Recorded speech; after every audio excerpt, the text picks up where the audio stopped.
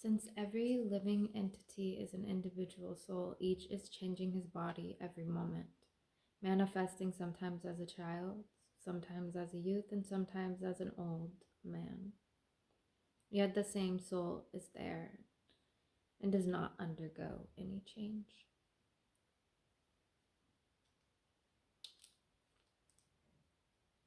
It is sure to have another body in the next birth, either material or spiritual.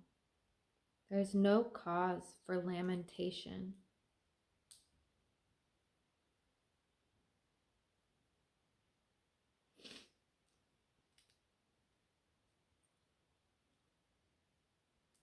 Any man who has perfect knowledge of the constitution of the individual soul, the supersoul, and nature, both material and spiritual, is called a dara, or a most sober man. Such a man is never diluted or deluded by the change of bodies. There is a theory of oneness of the spirit soul cannot be entertained on the ground that spirit soul cannot be cut into pieces as a fragmental portion.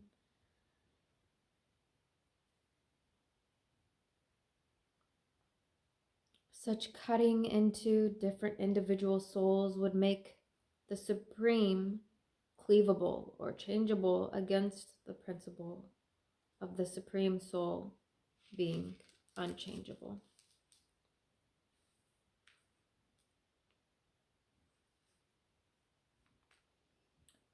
In the Gita, it's confirmed the fragmental portions of the Supreme exist eternally.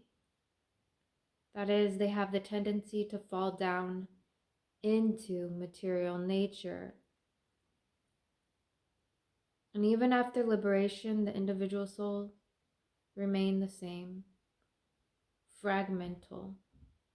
But once liberated, he lives on an eternal life in bliss and knowledge with the personality of Godhead. I love this book. It's got so many affirmations for me. After I was raped 7 years ago, shortly after, became pretty detached from the material world, from my material vessel, and off and on again had been trying to understand what was going on with me, and it's like there was no flavor to my life because nothing seemed rational in a world where there is so much hate and rape and war mentality, so much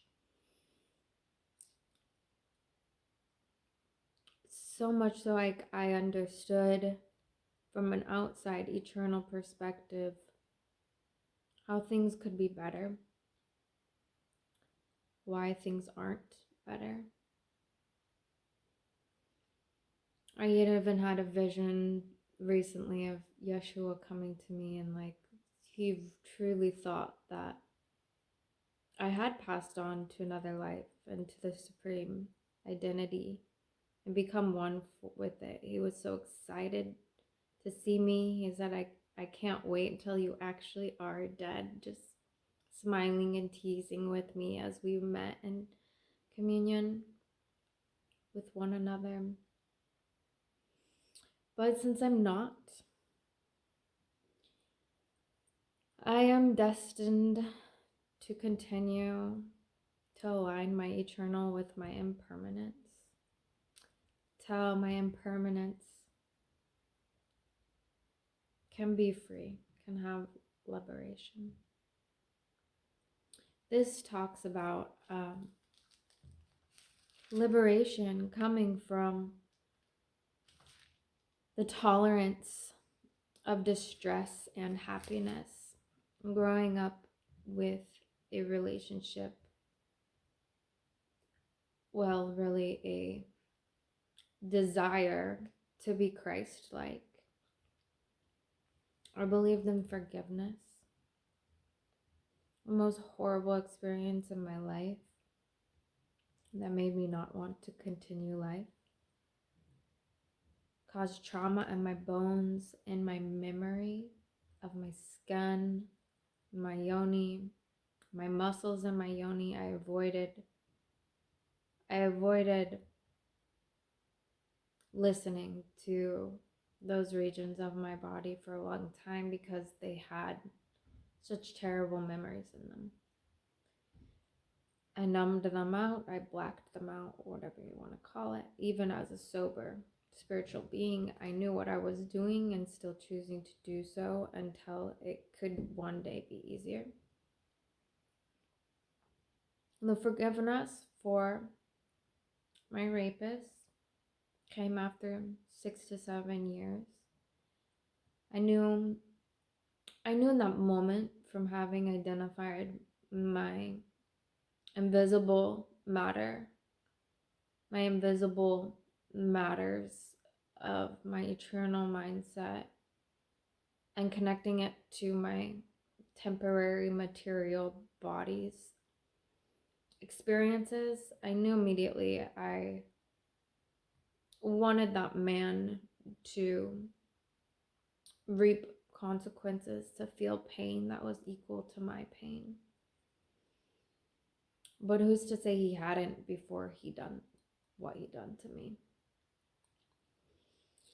That being the most traumatic, distressful situation, I always tried to heal and look into that and obtain the forgiveness I knew I had for him, but that would also have to come from me knowing he's sorry. There is a sequence to redemption for a victim or for a perpetrator. It has to come with apology, then forgiveness, then redemption for both. And we fall out of order. We go back and forth through past, present, and future, past, present, however it goes until there is resolution.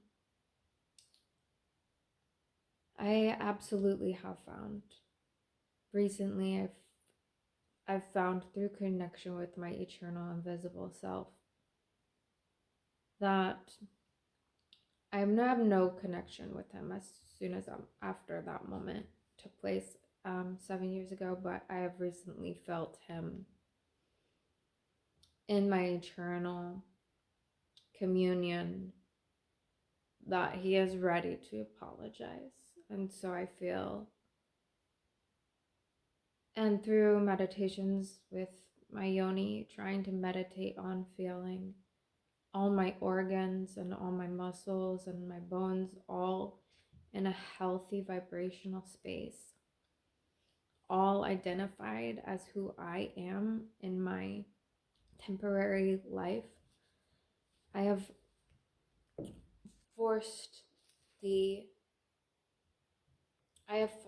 redemption to come upon me. I am ready to be protected. I'm ready for prevention for these things to happen, and I'm ready to redeem my life, to walk and travel and discover all the beauties of earth with more fearlessness, that the same thing won't happen to me again. This is why I became a human being in the first place. It was to enjoy the flavors and the smells, the sensories and the sights and the sounds of Mother Earth, of Father Sky, of all the plants and the creatures and the people that live here. And to be one of millions, billions, trillions of people that choose love and amplify love in their daily life.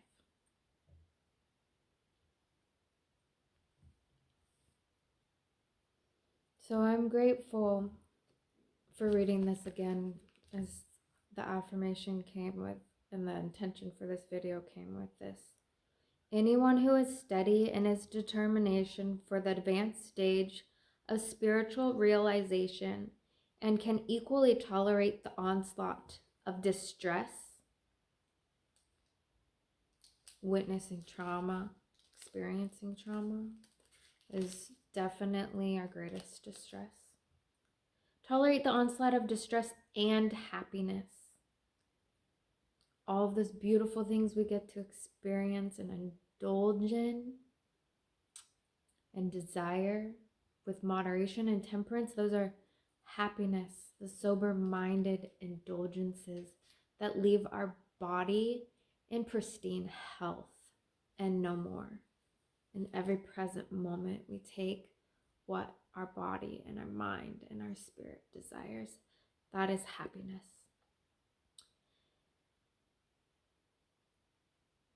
These people that tolerate the onslaught of distress and happiness is certainly a person eligible for liberation.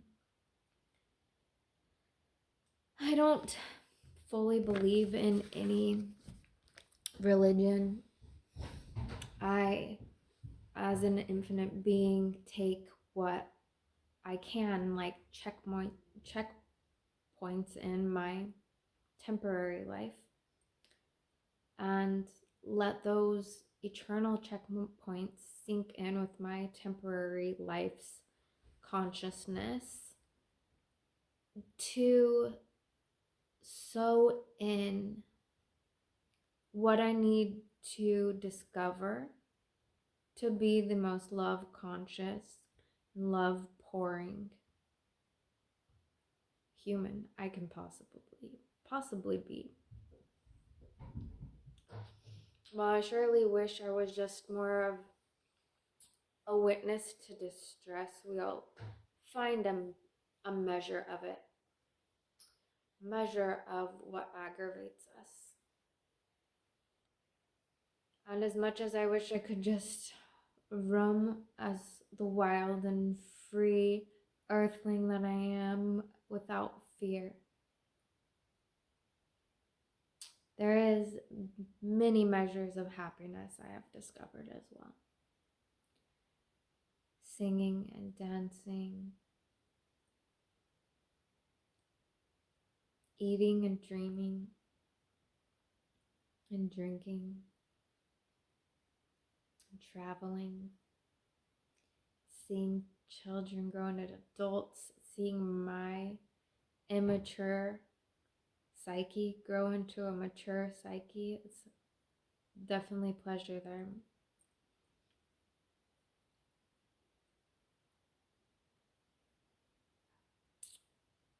I don't know if there's a special place for me in the infinite and in the impermanent.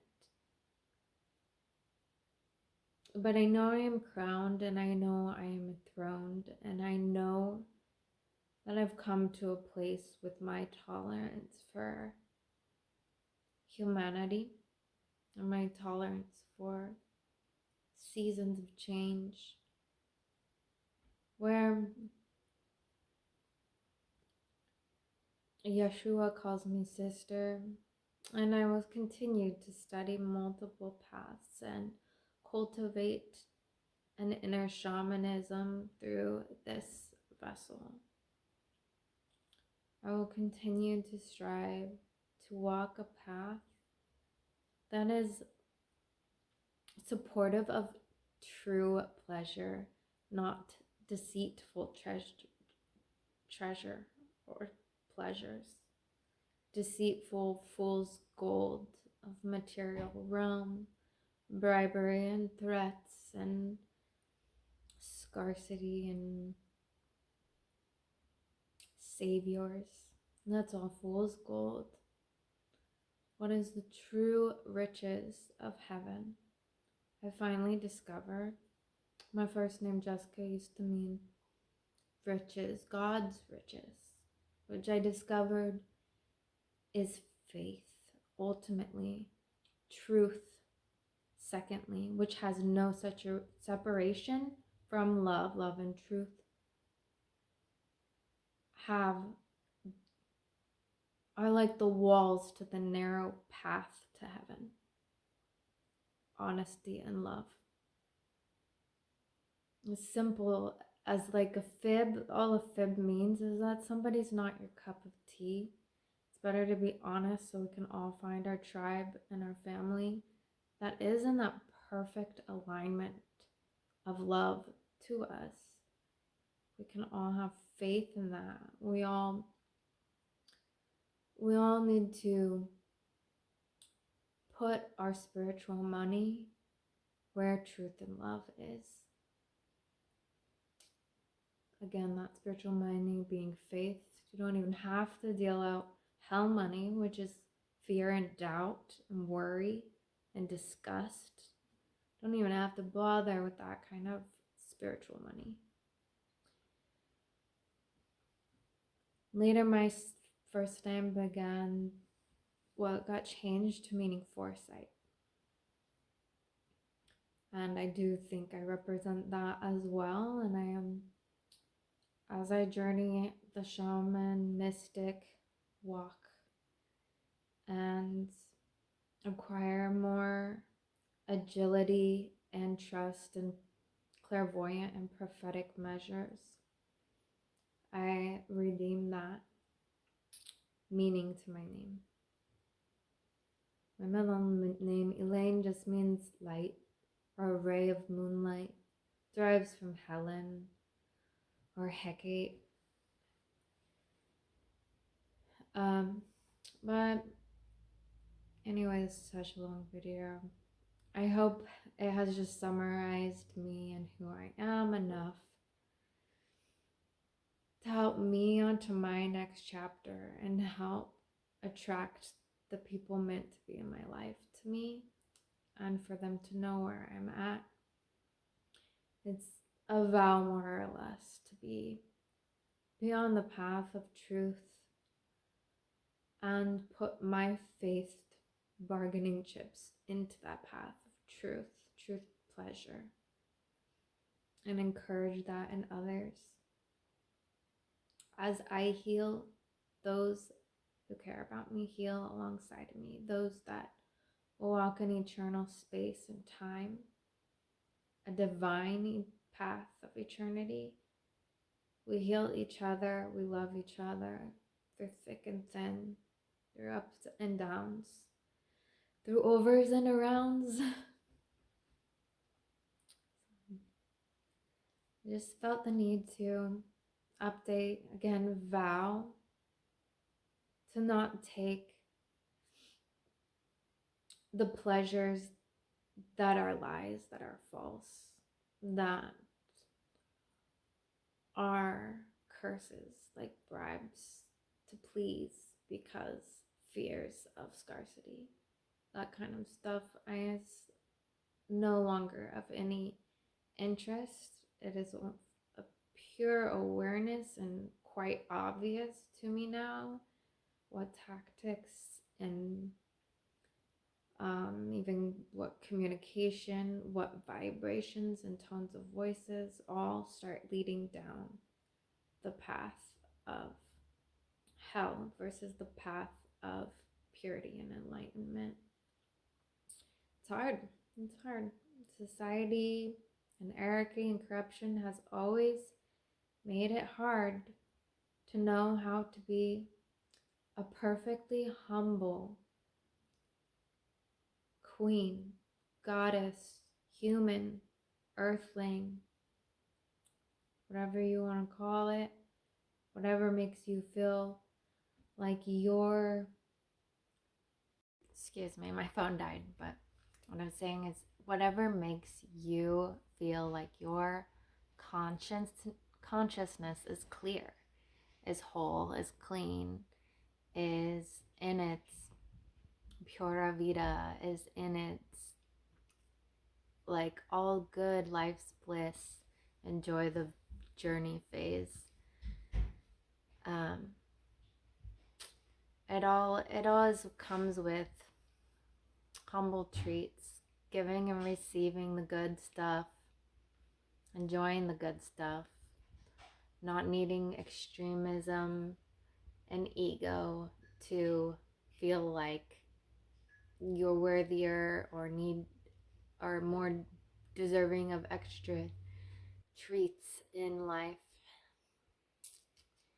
Um, it's equalism. Even those old school terms. The reason I love slang culture, it's like some of the slang words seriously are just cures to some of the dumbest shit in English's dictionaries and in our past histories. Anyway, that's where I'm at.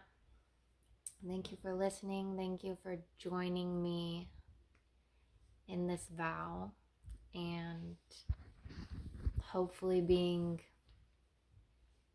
pleased and supportive of where my road will continue on to from now on.